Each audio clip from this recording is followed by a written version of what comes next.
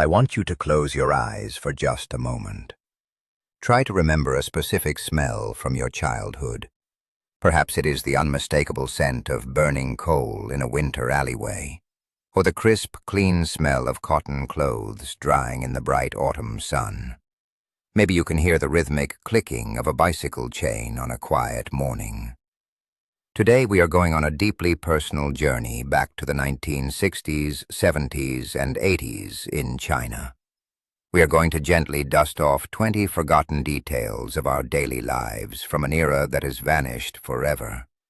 We will remember how things used to feel, how they used to sound, and most importantly, how they brought us all together. And please, stay with me until the very end, because the final memory we will share is the most beautiful and poignant sound of all, a sound that defined our absolute feeling of safety and home. Before we begin our journey, let us remember how time itself seemed to flow differently back then.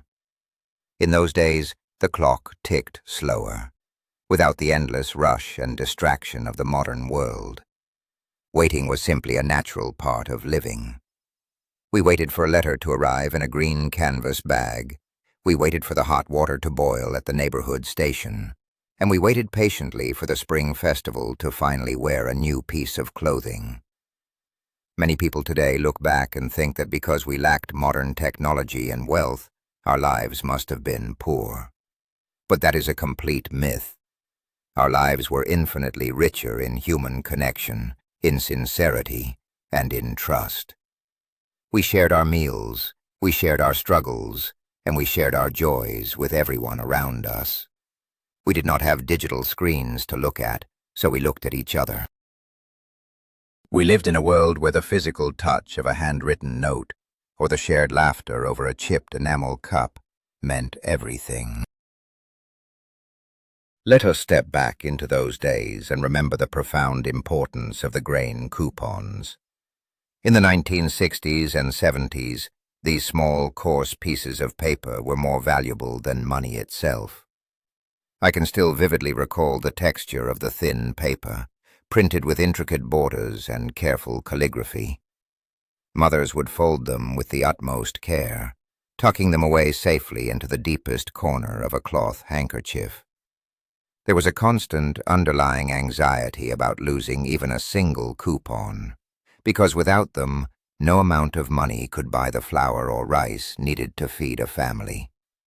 When you were handed a tiny fraction of a coupon to go buy a steamed bun or a small treat, it felt like you were holding a rare treasure in the palm of your hand. The shopkeeper would carefully inspect the stamp and color before handing over the food. These little slips of paper dictated our meals, our celebrations, and our survival. They represented the incredible carefulness with which our parents managed to keep us fed during difficult years. Looking back, those fragile coupons were a testament to a mother's endless calculation and quiet sacrifice, ensuring her children would never go to bed hungry. And now let us remember the morning ritual around the communal water tap. In the early hours, the crisp morning air would be pierced by the loud splash of cold water hitting the bottom of iron buckets.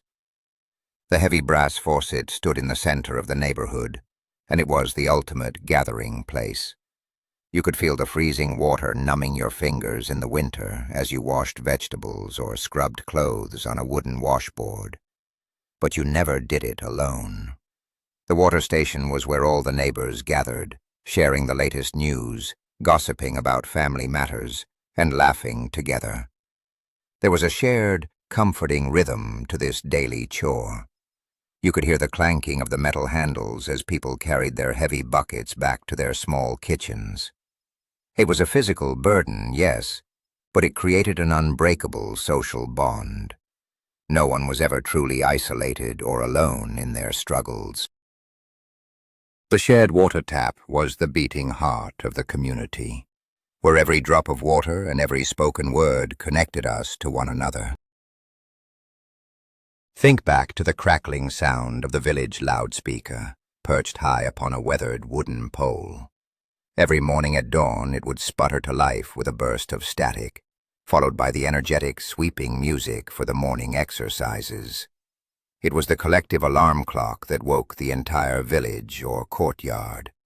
We would hear the familiar, booming voice of a local broadcaster reading the news, sharing the weather forecast, or making community announcements.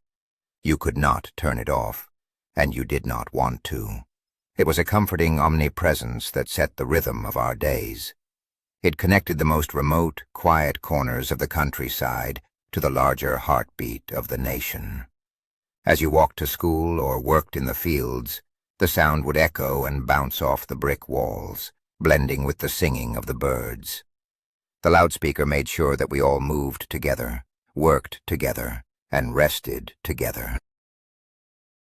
It is a sound that has completely vanished from our modern skies, taking with it a sense of profound, shared unity. Do you remember the immense pride of owning a heavy black steel bicycle? The flying pigeon or the phoenix was not just a mode of transportation. It was an absolute luxury and a cherished family treasure. I remember the heavy weight of the metal frame and the sharp, bright ringing of the chrome bell that announced our arrival in the narrow, winding alleys.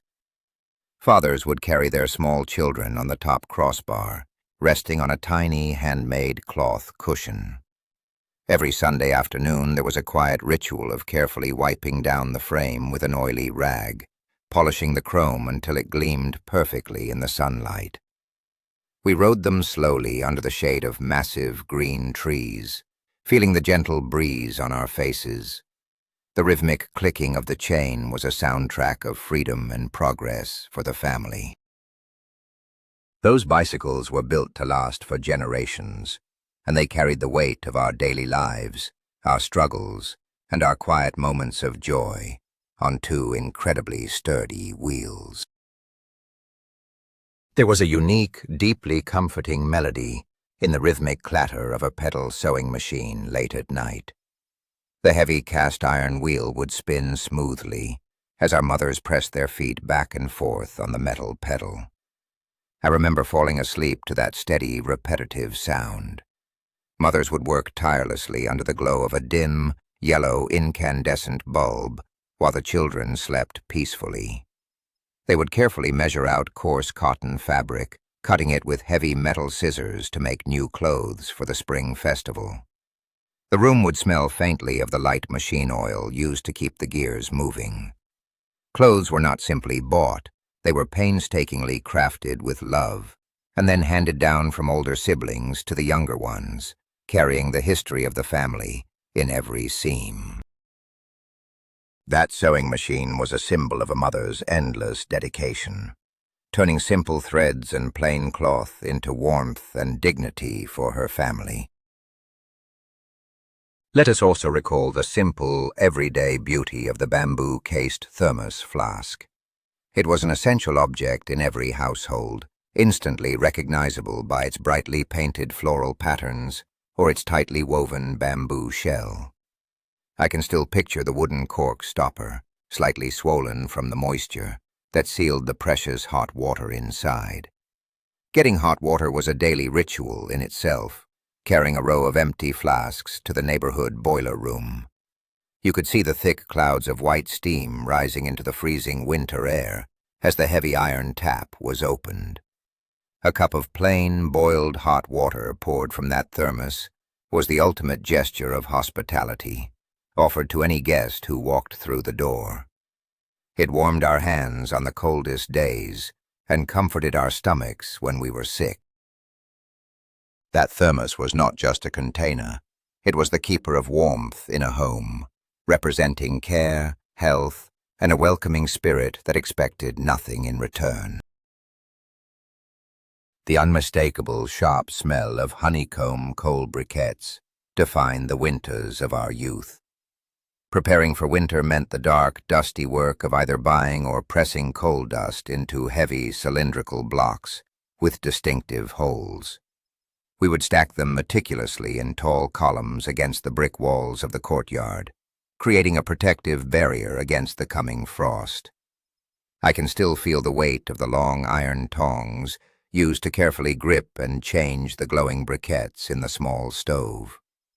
At night, the stove would emit a faint, warm red glow that illuminated the edges of the tiny room.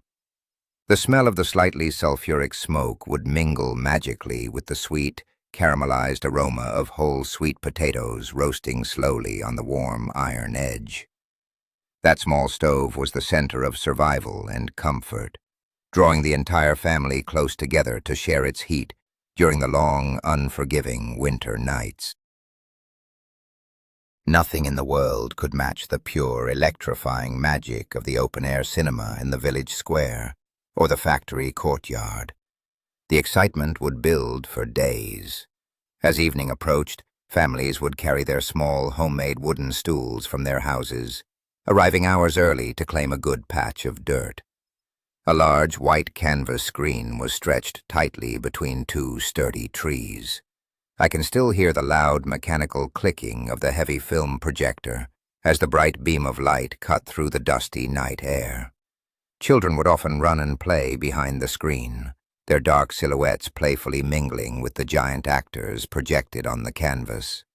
The entire neighborhood sat shoulder to shoulder, sharing roasted sunflower seeds, gasping at the drama, and laughing in absolute unison. It was a shared dream, a collective emotional experience under the open, starry sky that no modern movie theater could ever hope to replicate. The grand autumn ritual of storing large green winter cabbages was a fundamental cornerstone of our survival. The streets would be lined with massive mountains of green and white cabbages, piled high on the sidewalks and in the corners of every courtyard. The smell of the outer leaves drying in the cool, crisp autumn sun is a scent that immediately transports me back to childhood. Families would spend days turning them carefully, removing the spoiled leaves to prevent rot, and stacking them with architectural precision. This was not just about food, it was a profound symbol of security. Knowing that no matter how harsh the winter storms would be, no matter how much snow fell, the family would have enough to eat. Those cabbages would be boiled, pickled, and stir-fried in 100 different ways until the spring finally arrived. Seeing that green wall of vegetables gave us a deep, comforting reassurance that we were prepared for whatever the future held. For the children of that era, the little picture books were magical windows looking out into 1,000 different, exciting worlds. We called them Lian Huan Hua, the small, rectangular, palm-sized books with worn, soft paper covers. The rental stalls on the street corners were our libraries. For just a single, shiny penny, you could rent a book and sit on a tiny, creaky bamboo stool right there on the pavement. I remember getting completely lost in the intricate, beautiful black and white inked expressions, reading epic tales of ancient warriors, clever strategists, and brave modern heroes. We would carefully turn the delicate, dog-eared pages, treating the book with the utmost respect. Friends would crowd around, reading over your shoulder, waiting for their turn. Those little books taught us morality, history, and bravery. They sparked our imaginations without any flashing screens or loud noises, leaving a permanent, beautiful mark on our young minds. We can never forget the incredibly sturdy enamel mugs and wash basins that lived in absolutely every home. They were bright and optimistic, painted with vibrant red double happiness characters or large blooming pink peonies. Over time, they would inevitably be dropped, resulting in those familiar chipped edges that revealed the dark black metal underneath. I can still clearly hear the loud metallic ringing sound when a metal spoon furiously stirred sugar into a cup of hot tea. They were indestructible, loyal companions. A single mug would last for decades, serving dutifully as a shaving mug for the father, a teacup for the grandfather, and a soup bowl for the child. They held the simple, unpretentious flavors of everyday life. Today, those chipped enamel edges look like the honorable scars of a life well lived, a testament to an era where things were built to endure through thick and thin. The military green canvas satchel was the ultimate symbol of youth, duty, and immense pride. We all remember the heavy, thick cotton material, often adorned with a bright red star stitched proudly on the front flap. The satchel had a distinct, earthy smell of raw canvas, especially when it was slightly damp from the morning rain. We slung the long straps diagonally across our small chests, walking miles to school with a large group of chattering friends. The bag bounced against our hips with every step, carrying our sharpened pencils, our thin, precious notebooks, and our boundless, innocent dreams for the future. Wearing that satchel made you feel like you were part of something bigger, a small soldier of learning marching toward a bright tomorrow.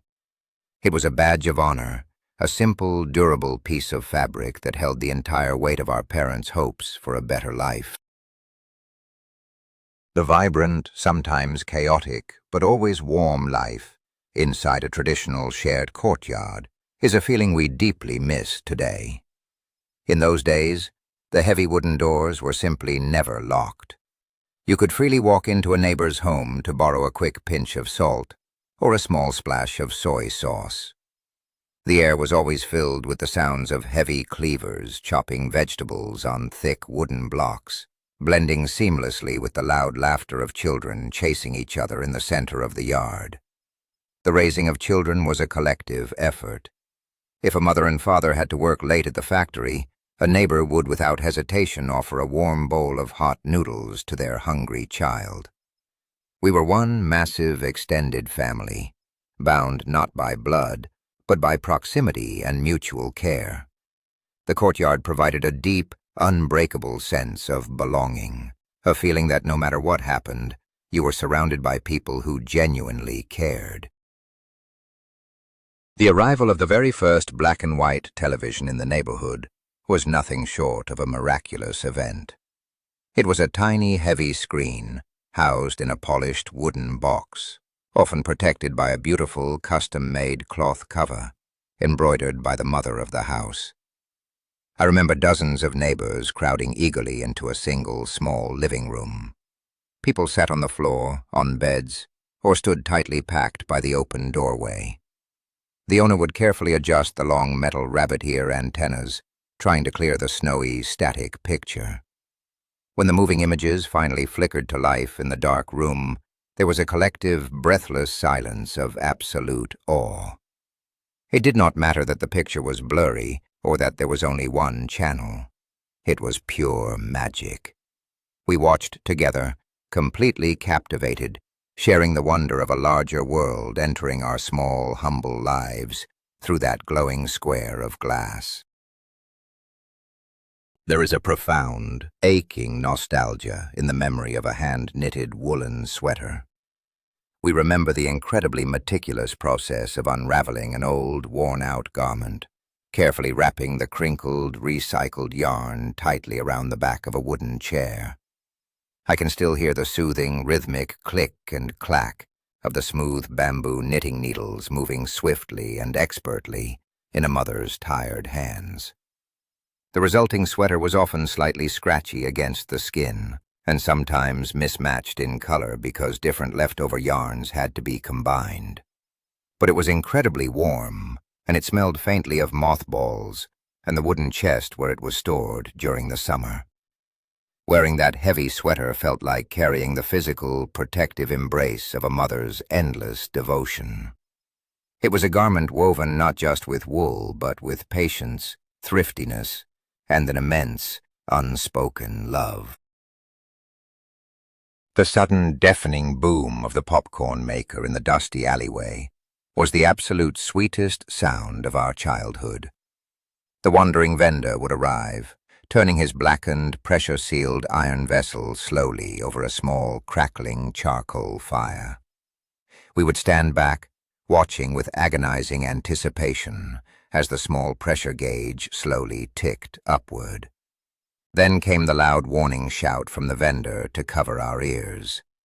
We squeezed our hands tightly over our heads, waiting for the massive explosion. Boom! A huge cloud of thick, white, sweet-smelling steam would suddenly engulf the street. We would rush forward with our small basins to collect the warm, crunchy, puffed grains of rice or corn. It was a spectacular, theatrical event that brought pure joy and excitement to an ordinary afternoon. An affordable luxury that tasted better than any expensive candy in the world. The harsh, fiercely clean scent of yellow sulfur soap is deeply embedded in our most vivid memories of washing and domestic life. I remember the large, solid, unyielding bars of yellow soap sitting patiently next to a deeply grooved wooden washboard. Mothers would scrub thick, heavy cotton winter jackets in freezing river water, or in a large enamel basin until their knuckles turned red and raw from the cold and the friction. The immense physical labor required to keep a family clean was staggering. You could hear the loud, rhythmic scrubbing echoing in the early morning air. Yet after all that brutal, hard work, there was absolutely nothing quite like the crisp, pure smell of those heavy clothes when they were finally taken down from the line, perfectly dried and slightly stiffened by the bright, cleansing sunshine. The dusty, narrow alleyways were our greatest and only playgrounds, constantly echoing with the joyous sounds of simple, invented games. I remember the rhythmic slapping sound of a handmade shuttlecock, cleverly crafted from a heavy copper coin and bright rooster feathers, being kicked skillfully into the air. Young girls would chant elaborate musical rhymes in perfect unison, while jumping gracefully over a stretched rubber band made from discarded bicycle inner tubes. We did not have expensive toys or video games, but we had boundless energy and each other. We played furiously until the evening sky turned a deep, bruised purple, and the dim streetlights flickered on one by one. We needed absolutely no money to find pure, unadulterated joy. Our imaginations and the companionship of the neighborhood children turned those plain dirt streets into a magical kingdom. We lived in a time when things were meticulously repaired, never simply thrown away, and mending was elevated to an everyday art form. Thinning socks were pulled tightly over a smooth wooden mushroom tool, so the holes could be perfectly darned with matching cotton thread. Our pants and the elbows of our jackets bore the distinct marks of countless neat, square patches.